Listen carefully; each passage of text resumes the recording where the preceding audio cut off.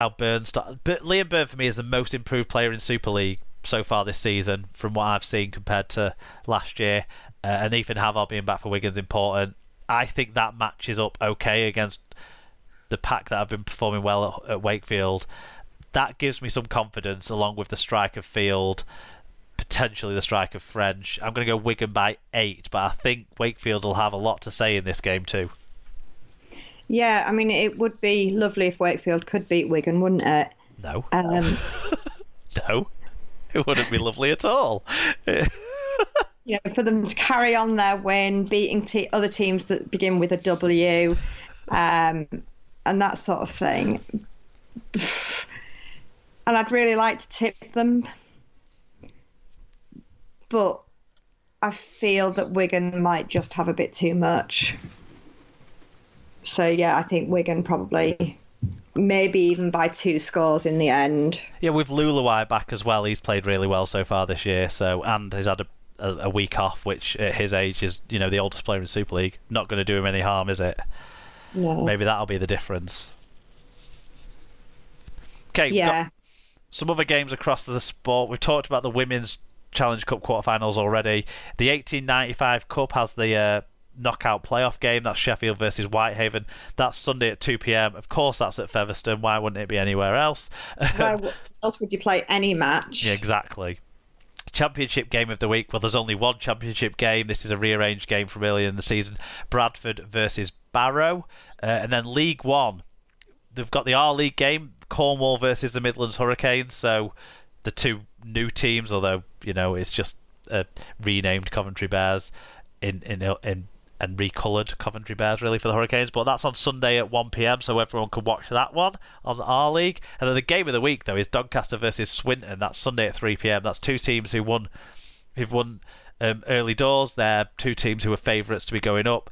That should be a cracker, and maybe tell us a little bit about how the League One season is going to play out in the end in the promotion push. So it'll be all interesting to see. Make sure you all get your fan views in for us on all of those games. Obviously the cup games, but any other rugby league action you get to see as well. We would love to hear your views for us to talk about next week. That's most of it done. We'll move on to now the wrap up, just to finish things off for this 335th SLP.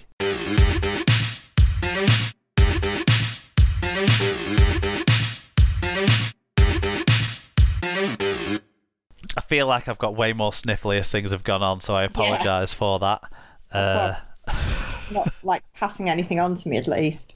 No, that's one benefit about remote recording.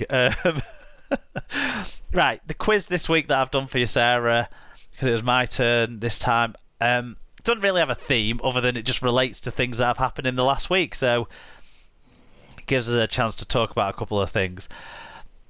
First question is, Wigan beat Hull FC by 1 point this last week.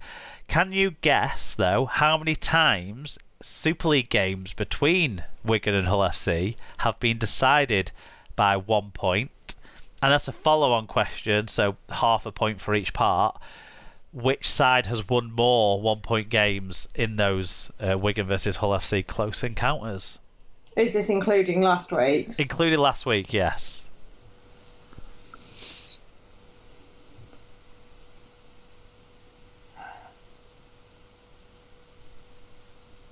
I am going to say 3.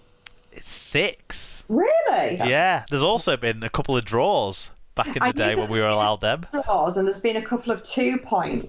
Yeah.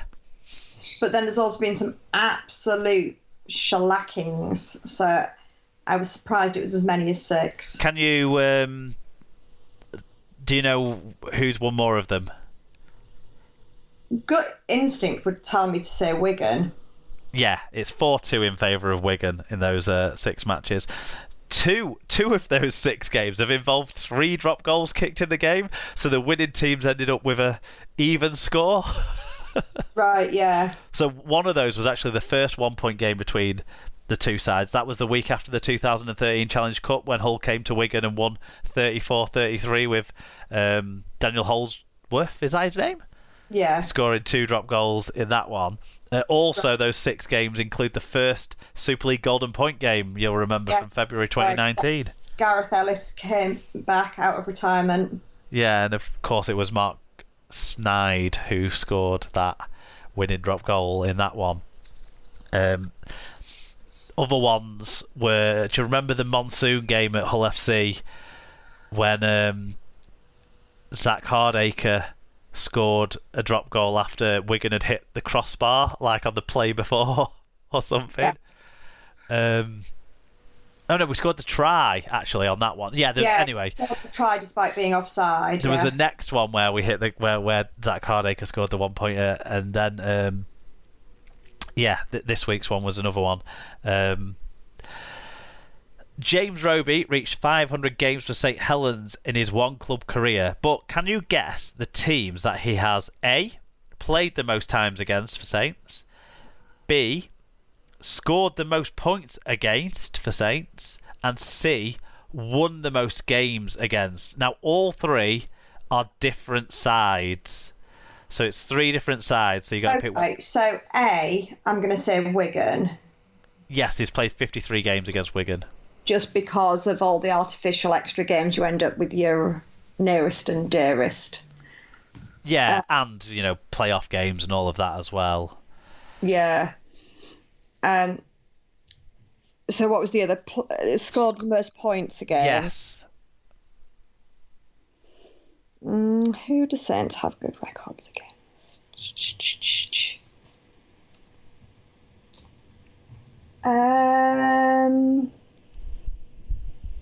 Leeds. It is Leeds. 57 points he scored against Leeds, and wow. Yeah, he's scored. The reason I've gone points, not tries, is because he's scored 14 tries against both Wakefield and Leeds, but his one and only drop goal of his career was scored against Leeds, so that took him to 57. Wow. Yeah, and then last you're left with which team has he won the most games against? So it's not Wigan, it's not Leeds. We know that already. Warrington. It is 35 wins from 49 games against Warrington, including winning all of his first 19 games against them. That is a pretty impressive set of answers by me, I'd like to say. Yes, it is. It's very good. Very good guesswork. Yeah. So far, you've got 4 right out of 5, really, I suppose, even though I've only asked 2 questions. Yeah. Finally, question 3. Rob Burrow received an MBE today, as we record, for services to rugby league and motor neuron disease. So I thought we would honour Rob Burrow by mentioning that and congratulating him on that by asking a question about Rob Burrow. Okay. The question is, how many Super League Grand Finals did Burrow win in his 17 seasons at Leeds Rhinos?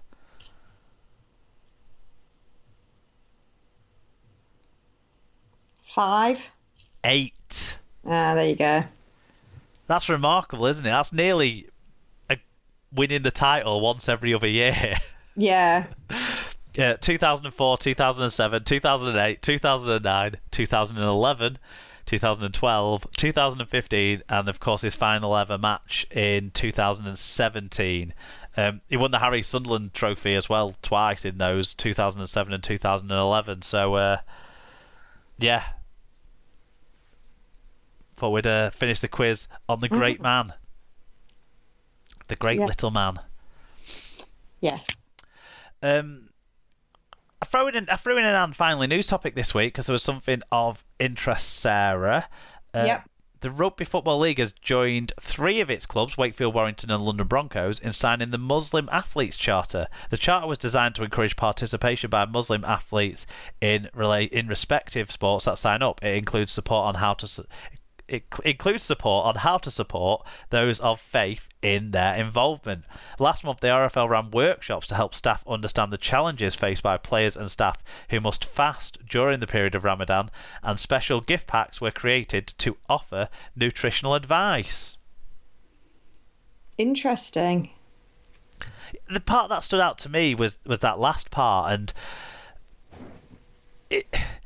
it's so easy to be like, just not even think about the impacts like different faiths have on different aspects of being a sportsman, and the fasting and all of that stuff that happens in Muslim faith is something that they have to manage, and it will affect them during periods of time where they be playing whatever sport it is that they play. So it's interesting that now is being focused upon, and people are being taught how to manage that and deal with that, and you would hope that will encourage people of Muslim backgrounds to be able to participate in professional sports more, because you would think it would be a barrier if they're not getting the right support and attention. And interestingly, a guy who works for Peter, he's a Muslim, and so they've like altered his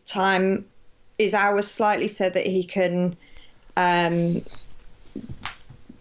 pray at the right times on a Friday and things like that. But also, like during Ramadan, this is before COVID, they were travelling somewhere, and I can't remember where it was, but it was somewhere quite a substantial distance. And I know that like he had chatted to Peter about could they leave after a certain time, because at Ramadan you meant to pray 5 times a day, I think. So if they could leave after whatever time it was, it meant he could do like that timed prayers before leaving, and then stop at a motorway service station at the right time for him to go to the prayer room there. And just thinking of, in terms of, players travelling to away matches or things like that. Yeah.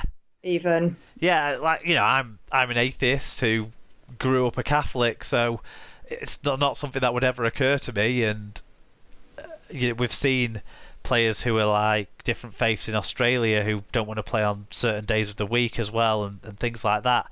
It's all showing that sport is becoming more conscious of how to be inclusive, and that does mean things like this, things like teaching people how to deal with different circumstances that different people have to live through. Yeah.